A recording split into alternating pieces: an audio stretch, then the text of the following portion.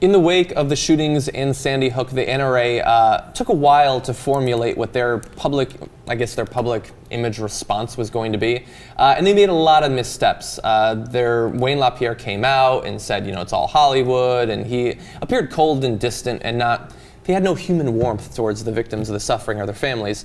But that apparently wasn't enough for the NRA, and they decided to take it one step farther and make themselves look even worse.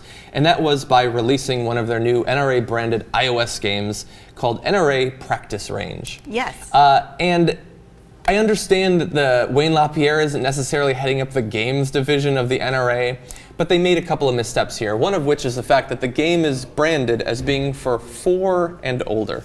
Well, yeah, 3-year-olds are really impressionable about gun games. Well, maybe it's not so much that they're impressionable as that their aim isn't as good. They just get low scores anyway. But this seems like a horrible idea. Now, there are parts of this that I'm actually sort of sympathetic to the NRA in terms of how they have formulated this game. And I will say overall, and we'll get more into this, I think that absent the Sandy Hook shooting, this is actually a pretty good marketing move.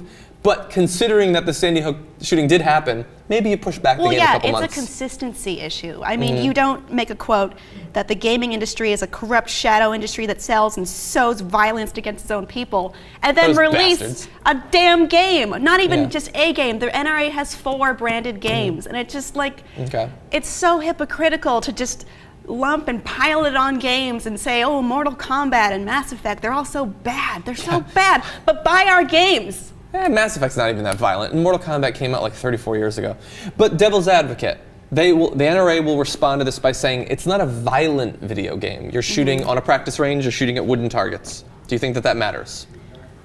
Are the wooden targets shaped like people? Do you get in some more cases points they are actually for shaped a headshot? like probably. The answers to that are yes and yes. Yeah, so that does seem a bit questionable. Like I used bows growing up. I was into archery. I thought it was cool, partially because I'm a huge nerd and the idea of archery is cool.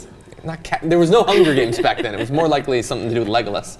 But I always found it to be interesting, and I liked the little catalogs that had like fake stuffed deer and turkeys that you could presumably put out in the woods and shoot at. But they didn't sell humans. Well, they actually released a game a while back called NRA Varmint Hunter. IGN gave it a 1 out of 10 and called it, quote, a facial performed by a living urinal.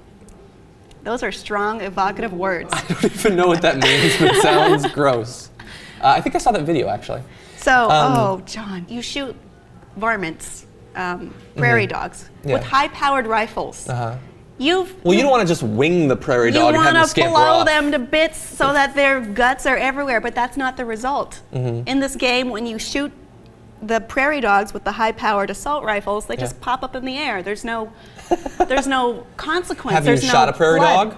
Do you know that that's not how it goes? I would imagine in a simulator, or if you were to argue this were a simulator, it would be a realistic simulator.